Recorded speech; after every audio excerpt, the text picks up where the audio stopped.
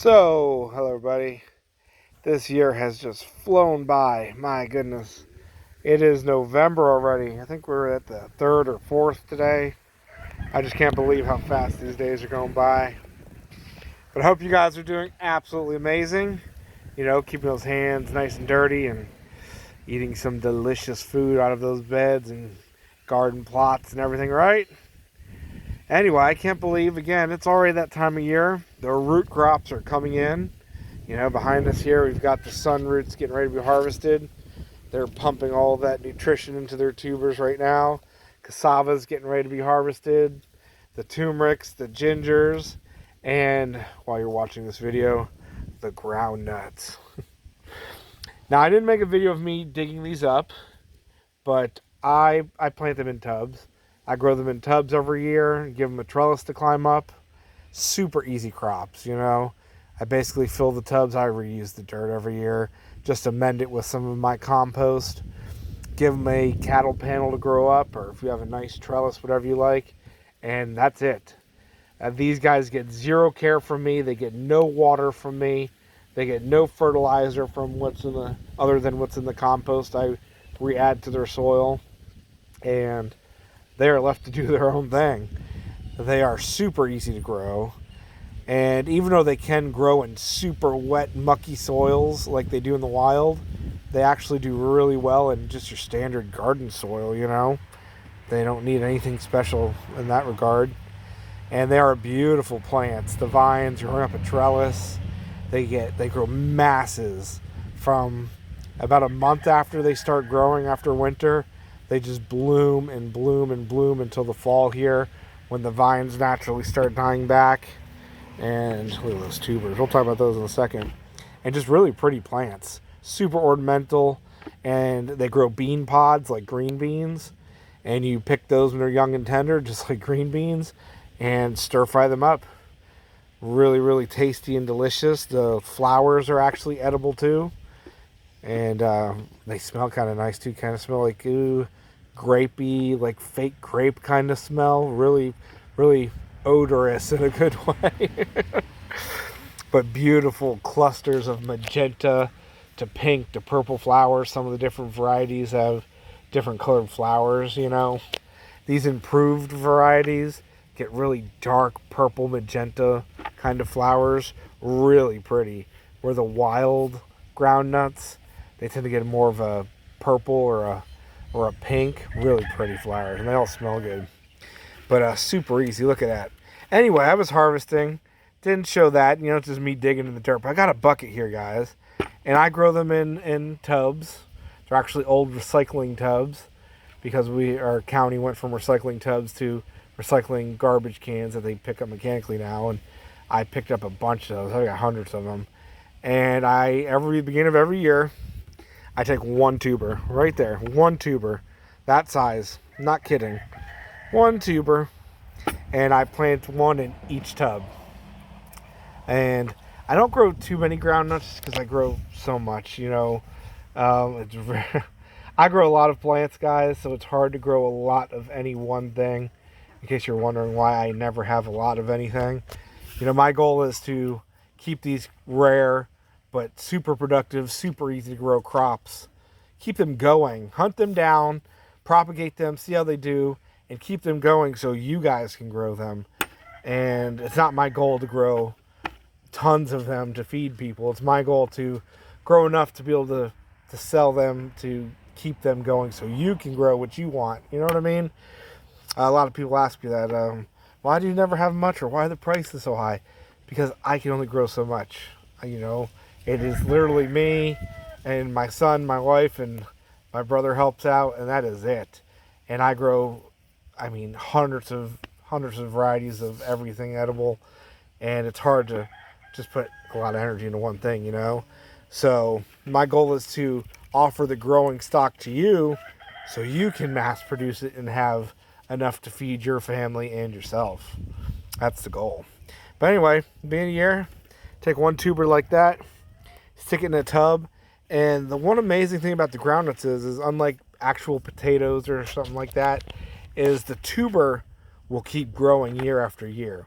The tuber doesn't die, it doesn't rot back. it doesn't put all its energy into the plant and then disappear or rot away. It will actually keep growing. And as you can see, this was the mother tuber I planted at the beginning of this year, 23. And there was the single vine it sent out. See, they're not really big vines, you know, they're pretty insubstantial. But they twine, you know. Each vine will get about 10 to 15 feet, not super bad, not bad at all. I grow them on cattle panels, which are 4 feet high, and that's about it. And I put 5 tubs on a cattle panel, so you can see there's one plant. But unlike those other root crops, the mother potato, mother groundnut there will actually survive and keep growing year after year. And it's still perfectly edible. It doesn't affect the flavor or anything, which is pretty interesting. And that is why you want to buy improved varieties, why you want to grow improved varieties, because the wild types take years and years and years to get this size. Where the improved ones, I forget what variety this was here, get full size in 1 year. One growing season, really. They will be full sized, and depending on the variety, they can get as big as my fist or tons and tons of small ones, or, you know, I'll have the listing and everything below. Check out my description and everything, guys. I do have these available. Look below for all that info there. You know, check it out. But anyway, I thought I'd show you this. Look at this. Was one vine. This is from one plant. Okay, look at that. Look at all of those tubers, guys. And it just keeps going. The whole bucket. They're strung down into the bucket there. Look at that. It's longer than I can reach up above my head. All of these are from one plant. And there's the original mother plant. Look at that. And they just keep stringing down.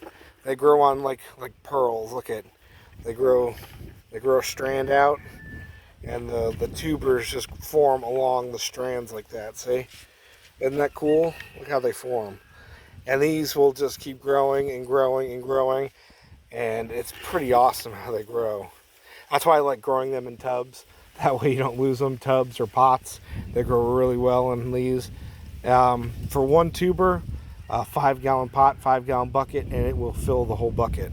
This bucket right here is about 20 pounds of roots off of one plant, which was started from one tuber about that size at the beginning of the year. Pretty crazy, huh? So they are super productive. And now I'm thinking about it, I think this is Sara, the variety name. And she produces tons of these smaller tubers, but you can see they get good size to them. New potato size, where a variety like JoAnna or Simon or Samantha, they get, I mean, full-size, russet-sized potatoes, you know, groundnut sized, what am I saying? Full, you know, potato-sized tubers. There you go. Yeah, so just amazing. Super productive crops that are native, of course, throughout the United States up into Canada. They can take the cold, they can take the heat. If your ground freezes, it doesn't matter. These guys actually can freeze and survive. They're adapted to surviving in freezing ground, freezing mud, frozen mud. And they're native all the way from South Florida all the way up to North Canada. They grow everywhere. So if you're anywhere in the United States, these guys are fully adapted to. And they do really well here in Florida. You can see, I mean, just one plant, one tuber gave me all these guys. One tuber. So, yeah, not bad. My goal is next year to plant out a lot more of these. I literally only had 2 tubs of Sara here. Sara, however you want to say it. So I'm very, very limited in tubers, guys. This may look like a lot, but it's actually not, because I like to eat some. So out of the varieties I have, just like everything, like I explained in the video, my propagation material is extremely limited. So if you're interested in getting some of these improved groundnuts, and I have been improving them myself, I save seed, I select varieties out, JoAnna is a selection of mine that is not as long, I don't know what you want to call it, strung as these. I'm trying to get a more clumpy root type to where they're more clumpy instead of strung out so much, which doesn't really matter when you grow them in pots, but for commercialization on a larger scale in the ground, that clumpier, tighter root mass is more desirable, but super productive. They are so delicious, guys. They can be used any way an actual potato can be used.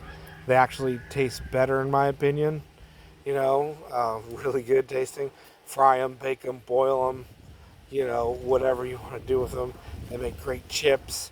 These smaller ones like this, you just wash them off good, blanch them, and then fry them up in some butter and just eat them whole. Super delicious with some green onions on them. So good. I'm really getting hungry. And the bean pods, pick them nice and young. They get just giant clusters, absolute loads. Every flower followed by a bean pod. And you just pick them tender and you fry those up and eat them. Absolutely delicious. Blanch them, fry them up or whatever. Super good. Or you let the seeds fill out a little bit and you eat them like soybeans, edamame. Again, super delicious. And the flowers are edible. Put those in your salads. Beautiful. Beautiful plants. You can't beat that, Super nutritious roots. Easy to grow. Beautiful. What more can be? Oh, they possibly have some really awesome health benefits. Did you know that? Do your own research, but they are possibly, I'm not hinting, wink, wink, not saying any definites here, because there's no such thing that's good for you except drugs, guys. Pharmaceuticals are the way to go. Always remember that. There are nothing in nature that's better. But they are possibly anti-inflammatory. The big anti-C. Yes, guys. Lots of information out there about these being anti-cancer. They will lower your blood sugar. I mean, those are some of the worst things afflicting humanity, right? Cancer, blood sugar, and inflammation. And if you got a plant that tastes good and possibly combats those, what more could you ask for? And it tastes good and is beautiful. There you go, guys, right? So get yourself some growing material, and if you're interested in doing that, check out the description below from me, and grow your own groundnuts, guys. Feed yourself, feed your family, and keep yourselves healthy. The world is a crazy place, and the most powerful thing you could be doing right now is growing food. And it is beautiful out here today. It's fall technically, but fall, winter, same thing. It is officially here. Dry, cool. And these guys, no water from me this year, and we had a super dry year. We are technically in a pretty good drought right now. Yeah, really, really good drought. But you know what the amazing thing is with these? Even if you don't give them any care, that you get roots like this. What if you just give them a little bit of love, guys? Give them some fertilizer throughout the growing season, Mix up your compost tea or whatever you like. You like Miracle-Gro? I'm not judging you, okay? It's up to you. I'm just saying. But, I like my compost tea and my dry chicken manure and compost. That's what I use. If I gave them some of that throughout the year, and if I actually watered them, I actually gave them water and some food, these tubers would be, this 20 pounds of tubers from one tub would easily be doubled or quadrupled, and I'm not kidding. With just a little bit of love, the yield on these would be through the roof versus the yield that's already through the roof, which is pretty crazy. So, give plants some love, guys. I'm a bad person. I don't love my plants, apparently. I don't give them enough love, and